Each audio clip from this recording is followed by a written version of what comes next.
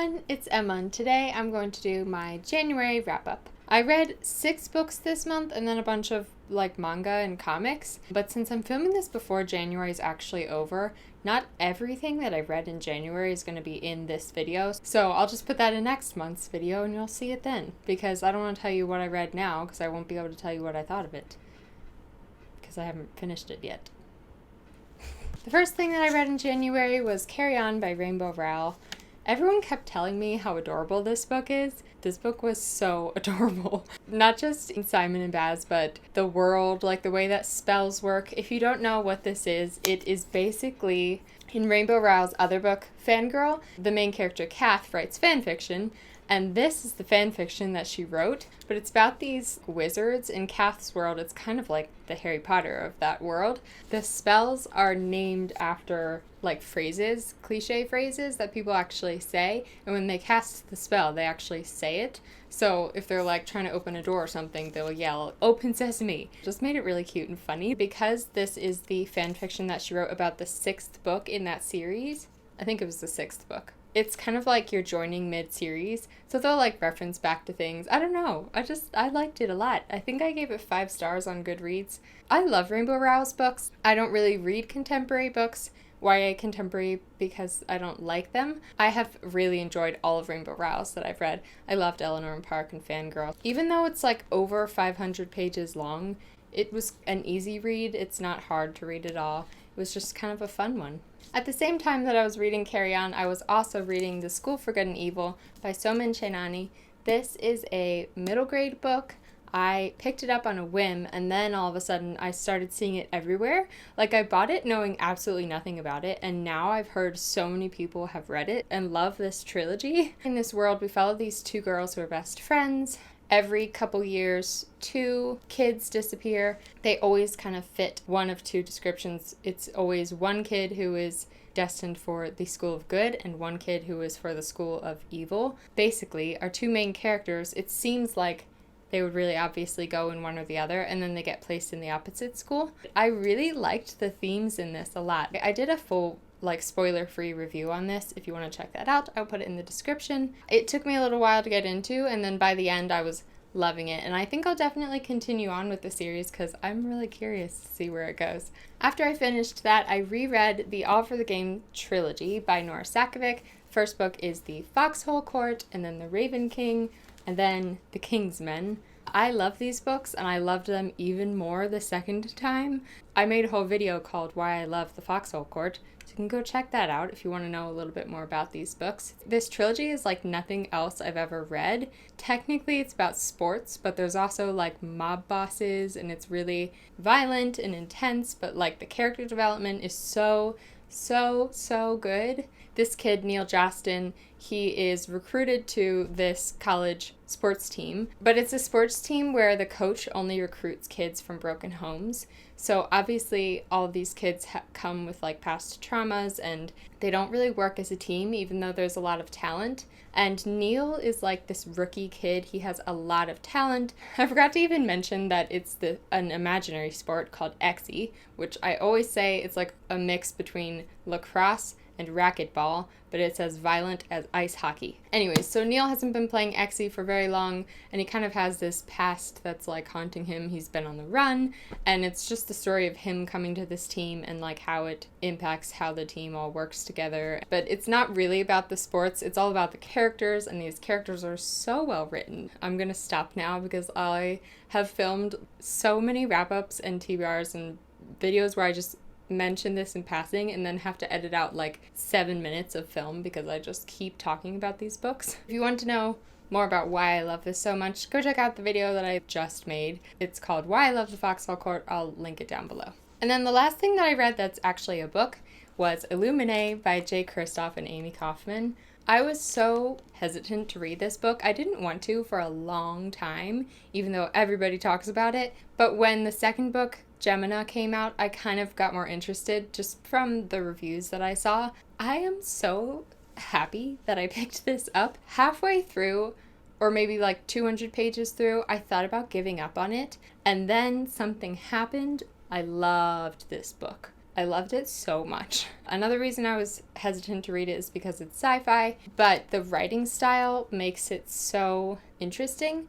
A lot of this book is really lyrical. You get the point of view of an AI, artificial intelligence character, and his parts of the book were my favorite. They were so lyrical. I'm going to do a full book talk on this. If you haven't seen the inside of this book, it's crazy. The whole thing is just chat forums, and it's told through alternate forms of communication. Sometimes it's pictures. Sometimes you have to turn the book to actually read it, which I think is awesome because at one point I was in the living room reading the book like this. The writing style is really great. I thought it was really beautiful. I didn't expect it to be so emotional, which I love emotional books. I love that kind of romantic type of writing style, and this had that, which is why I ended up loving it. And I'm so excited to read the second book because I already have it, and I just can't wait to see what happens next. Another thing that I read was Lullabies by Lang Leave. Oh my goodness, I love this woman's poetry so much. I read Love and Misadventure. Was that last month? I don't know, I read it recently and I loved it. And I really wanted this one, and my brother got it for me. Her covers are so gorgeous. I can't stop taking pictures of her books. I have been putting book darts in my books, these little metal things, because I just can't make myself put those sticky ones in. It hurts my heart. So I've been doing these metal book darts as I read. Since I'm going to keep doing the book quote videos, there will definitely be some quotes from here. It's just so beautiful. It calms me down. It makes me feel so quiet and at peace. I'm pretty new to poetry, but these are some of my favorite that I've read for sure. Then I read some manga. The first two are the first two Haikyuu manga. I love the anime Haikyuu, so I kind of wanted to read the manga because it's going to be a long time until we get new episodes of Haikyuu. There's something about reading stories in alternate forms of writing that I really enjoy, so I like manga a lot. And I wasn't sure about the art style in these at first, but I ended up really, really liking it. Especially this second one. I think I actually liked the second one better than the first. Although it's the same story as the anime, so I know what's going to happen, but I like the way it's told.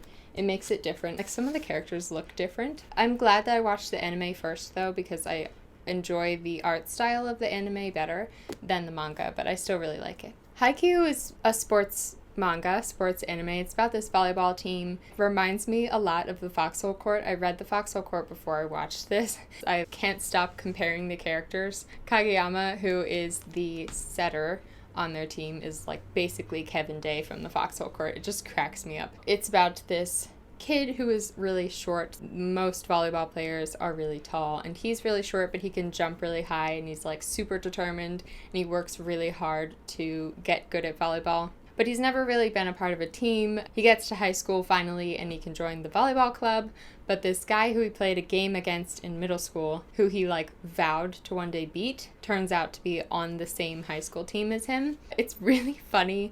I laugh so much while both watching the anime and reading the manga. The other manga that I read this month was Orange: The Complete Collection 2. I read the first collection months ago, last summer, I think. And it took me this long to read the second one. I loved both of them. The basic gist of this is that these kids in school, they're all friends. One of the girls gets a letter from her future self telling her how to avoid something tragic that happens in the future to one of their friends. And it's their stories of making mistakes, not trusting the letter, not doing what it says, trying to figure it all out, and just their friendship. I never would have thought that I would be so emotional about a manga. I cried a couple times reading this, and it was really good. I just, I loved it. I feel like I'm forgetting something that I read. I hope I'm not, because usually I write down what I read as I go, and I didn't do that this month. This was a really fun reading month for me. I liked that it had a lot of different types of books. I read some normal books, and then I had some rereads, and then I had Illuminae, which is its own crazy thing, and I had the poetry book and manga. I don't know, it was just a fun mix of everything that I enjoy. My favorite things that I read were probably Illuminae and Lullabies, but I'm not counting the Foxhole Court because I've read that before. I'm not really making a TBR for February, but I will show you some options of what I might read. I'm hoping to get to Gemina. This book is even more gorgeous than the first one. I love the first one because it's orange, and I really like orange, but this one this is beauty. I think Gemina is about different characters than Illuminae, which actually makes me more excited for it because although I love the characters in Illuminae, I like it when book series switch which characters are the main characters. So I might read that. Then I'm going to either read Passenger and Wayfarer. I really, really want to get to this. It's been sitting on my shelf for a long time and all of a sudden I really want to read it. Maybe because Wayfarer came out and this cover is so beautiful that I just can't resist it. I would kind of really like to read A Darker Shade of Magic. I would kind of like to read both of these books before the last one comes out. I don't know. We'll see. That is it for my January wrap-up and my non-existent February TBR. If you liked this video, please hit the subscribe button. I'm Miss Summer Reads a Lot on all of my social media, which I will leave linked down in the description box. Thanks for watching, and I will see you soon with a new video.